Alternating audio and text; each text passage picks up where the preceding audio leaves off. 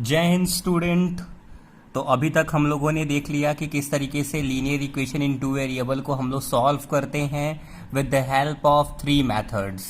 Now I am going to introduce the next topic that is conditions for solvability और consistency. देखिए, इसके पहले भी मैंने कंसिस्टेंसी के बारे में बताया था। यहाँ पे थोड़ा सा हम लोग डिटेल में पढ़ेंगे। You can see that if we have the system of equation a1x plus b1y plus c1 equal to 0 and a2x plus b2y plus c2 equal to 0, अगर हमारे पास दो लीनियर इक्वेशन इनटू वेरिएबल्स हों, ठीक है, तो ये दोनों इक्वेशन कंसिस्टेंट कब कहलाएंगे, इनकंसिस्टेंट कब कहलाएंगे, कब यूनिक सोल्यूशन होगा, कब इनफाइनाइट सोल्यूशन होगा और कब नो सोल्यूशन होगा, कब ये दोनों लाइन इंटरसेक्टिंग होंगी, कब ओवरलैपिंग होंगी, कोइंसिडेंट होंगी और कब नॉन कोइंसिडेंट पैरेलल होंगी। इन तीनों केसेस को हम लोग देखेंगे। See, in the first case it is said to be consistent. Consistent कब कहलाएगा? Consistent with unique solution. कोई equation consistent with unique solution कब कहलाएगा? When a1 upon a2 is not equal to b1 upon b2। हम लोग पहले equation को general form में लिखेंगे, उसके बाद चेक करेंगे कि x का कोफिशिएंट का रेशियो क्या इज नॉट इक्वल टू है y के कोफिशिएंट के रेशियो के। तो a1 upon a2 is not equal to b1 upon b2, तो हम कह सकते हैं the given equations are consistent with unique solution, right? This will be unique solution. अच्छा, यूनिक सॉल्यूशन होगा then line will intersect at a point. किसी एक point पर ही इंटरसेक्ट करेंगे तभी वो यूनिक सॉल्यूशन मिलेगा। This point is the solution. यही पॉइंट क्या है? सॉल्यूशन है। This point O is the solution, right? So line will intersect at a point और गिव यूनिक सॉल्यूशन। इसे बोलते हैं line intersect at a point, right? तो कंसिस्टेंट विथ यूनिक सॉल्यूशन। अब कंसिस्टेंट विथ इनफाइनाइट सॉल्यूशन कब होगा, right? अब देखते हैं सेकेंड केस। देखिए ध्यान से, जब हम लोग a1 upon a2 means x के कोफिशिएंट का रेशियो और y के कोफिशिएंट्स का रेशियो और कांस्टेंट टर्म का रेशियो निकालेंगे और तीनों रेशियो इक्वल हो जाए, means a1 upon a2 equal to b1 upon b2 equal to c1 upon c2, तो हम कह सकते हैं कि ये इक्वेशन क्या होगा? कंसिस्टेंट होगा। ये सिस्टम ऑफ इक्वेशन कंसिस्टेंट होगा। लेकिन इस केस में हमें इनफाइनाइट मेनी सॉल्यूशंस मिलेंगे। इसमें हमें इनफाइनाइट मेनी सॉल्यूशन मिलेंगे। क्यों ऐसा होगा? Because lines are coincident. इस केस में लाइन एक दूसरे के ऊपर ओवरलैप हो जाती हैं। यहाँ पे देखिए, हमारे पास दो लाइन है, CD पहला लाइन है और AB दूसरा लाइन है, राइट? और ये दोनों लाइन एक दूसरे के ऊपर ओवरलैप है, राइट? कोइंसिडेंट है। तो in case of coincident overlap we will get infinite many solution. यहाँ पे इनफाइनाइट पॉइंट लाई कर रहे होंगे, ठीक है? तो infinite many solutions and the line will be consistent, and the condition for consistent with infinite many solution and lines are coincident is a1 upon a2 equal to b1 upon b2 equal to c1 upon c2। and the third case, कब line inconsistent होगा? देखिए, तीसरा case है कि line inconsistent कब होगा? जब a1 upon a2 equal हो b1 अपॉन b2, मतलब x का कोफिशिएंट का रेशियो y के कोफिशिएंट के रेशियो के इक्वल तो हो, लेकिन कांस्टेंट टर्म के रेशियो के इक्वल ना हो। तो उस केस में क्या होगा? Lines will be inconsistent. उस केस में इनकंसिस्टेंट होगा, और इनकंसिस्टेंट हुआ तो there will be no solution exist. कोई सॉल्यूशन पॉसिबल नहीं है। अब सॉल्यूशन पॉसिबल क्यों नहीं है? क्योंकि आप यहाँ पे देखिए, दोनों लाइन एक दूसरे के पैरेलल हो जाती हैं। लाइन जब पैरेलल हो जाती हैं, lines are parallel, non coincident. जब पैरेलल होंगी कहीं पे इंटरसेक्ट ही नहीं होंगी। जब इंटरसेक्ट नहीं होंगी तो there will be no solution and the equations will be inconsistent, correct? अब हम एक एग्जांपल ले लेते हैं। You can see the given linear pair of linear equation two variable 2x plus 3y equal to 7, 6x plus 5y equal to 11। पहले हमने क्या किया? इसको जनरल फॉर्म में कन्वर्ट कर लिया। तो 2x plus 3y minus 7 equal to 0 और 6x plus 5y minus 11 equal to 0। ये इधर आएगा -7, ये इधर आकर -11 और राइट साइड में 0 हो जाएगा, राइट? अब देखते हैं कि a1 की वैल्यू क्या होगी। x का कोफिशिएंट a1, y का कोफिशिएंट b1, z का coefficient c1, then it will be a2 b2 and this will be c2 -11 c2। Ratio निकालते हैं, a1 अपॉन a2 का रेशियो निकालते हैं 2/6 it will be 1/3, right? 2 3 6, 1/3. B1/B2 क्या आएगा? 3/5. C1/C2 क्या आएगा? -7/11, माइनस कैंसिल हो जाएगा 7/11. आप देख सकते हैं कि A1/A2 की वैल्यू B1/B2 के इक्वल नहीं है, right? So A1/A2 is not equal to B1/B2. तो यहाँ पे फर्स्ट केस जो था, है ना, फर्स्ट केस में बताया था कि जब A1/A2 B1/B2 से इक्वल नहीं होगा तो उस केस में lines will be consistent, line consistent होंगे, इक्वेशन कंसिस्टेंट होंगे, और दे विल इंटरसेक्ट. वो क्या करेंगे? Intersect at a point. Line will be intersecting at a point. एक ही पॉइंट पे इंटरसेक्ट करेंगे, और जब एक ही पॉइंट पे इंटरसेक्ट करेंगे they will give unique solution, right? Now see the second example. See next example. 6x plus 5y equal to 11 and 9x plus 15/2y equal to 21.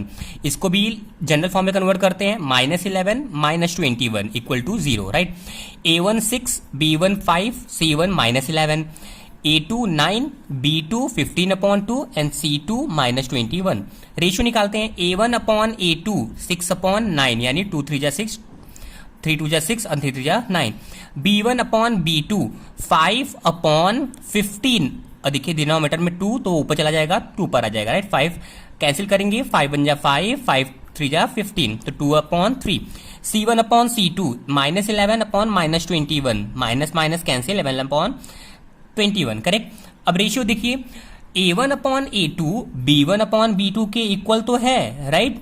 But C1/C2 के equal नहीं है. This is the second case. Second case में क्या था कि line क्या होंगी? Parallel हो जाएंगी. थर्ड केस है ये, है ना? लाइन पैरेलल हो जाती हैं, this will give no solution, right? और लाइन क्या होंगी? इनकंसिस्टेंट होंगी. So these pair of equations are inconsistent with no solution, right? Inconsistent, no solution. No solution क्यों होगा? क्योंकि lines are parallel. See the next condition. Third case, -3x plus 4y equal to 5 and 9/2x minus 6y plus 15/2 equal to 0. 5 will come in left side, -5, right? ये तो already है left side में. तो A1 -3, B1 4 and C1 -5. A2 9/2, B2 -6 और C2 15/2.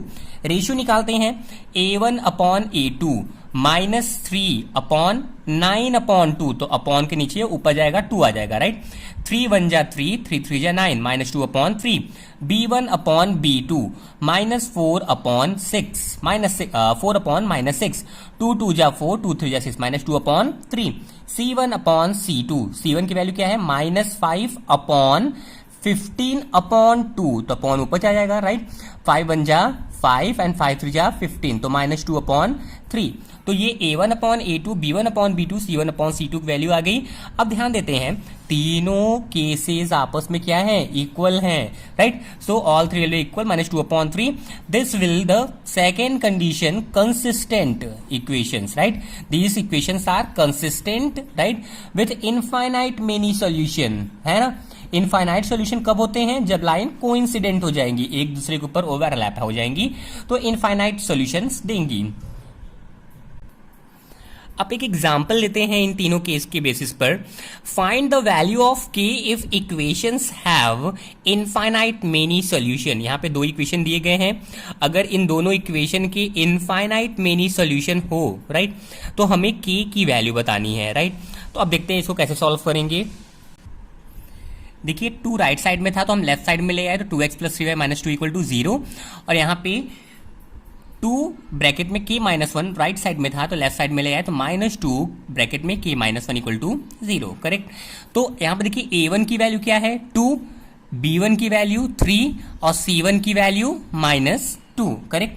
A2 की value k plus 2, B2 की value 2k plus 1, right? B2 की value 2k plus 1 और C2 की वैल्यू -2 ब्रैकेट में k माइनस 1, करेक्ट?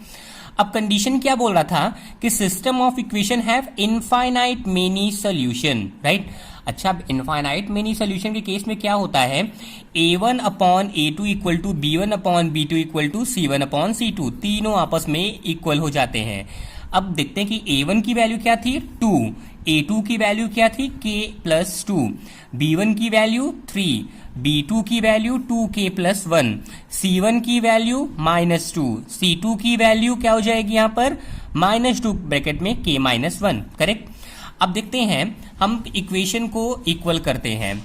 यहां पे अगर हम इन दोनों को एक साथ लेकर k की वैल्यू निकालने की कोशिश करते हैं तो 2/k plus 2 equal to 3/2k plus 1, cross multiply कर दें तो 2 ब्रैकेट में 2k प्लस 1 और 3 ब्रैकेट में k प्लस 2, ब्रैकेट ओपन करिए, 2 2 जा 4k, 2 1 जा 2, 3k, 3 2 जा 6, तो k इधर आएगा, हो जाएगा 4k minus 3k equal to k equal to 2 उधर जाएगा, 6 माइनस 2 इक्वल टू 4, तो k की वैल्यू आ गई 4,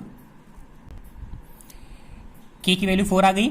हम आंसर चेक भी कर सकते हैं, कैसे हो सकता है कि k की कुछ और वैल्यू भी आए, क्योंकि देखिए हमारे पास एक इक्वेशन केवल यही नहीं बन सकता है, इन दोनों को इक्वल करके एक इक्वेशन और भी बना सकते हैं और इन दोनों को भी इक्वल करके एक इक्वेशन और बना सकते हैं, तो 3 इक्वेशन बन के k की वैल्यू आ सकती है। देखते हैं कि क्या हमारा आंसर सही है।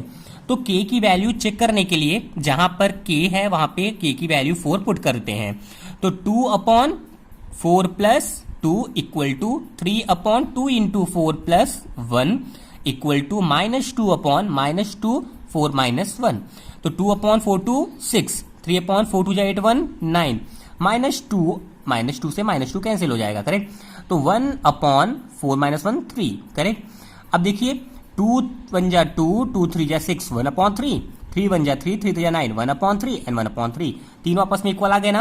और यही तो कंडीशन होती है इनफाइनाइट मेनी सॉल्यूशन के लिए, है ना। इनफाइनाइट मेनी सॉल्यूशन के लिए तीनों a1/a2 equal to b1/b2 equal to c1/c2, ठीक है। तो इसका मतलब कंडीशन सेटिस्फाइड हो रहा है and the value of k equal to 4 is correct, okay. तो in this way we can always find the values of unknown when conditions are given. Thank you so much.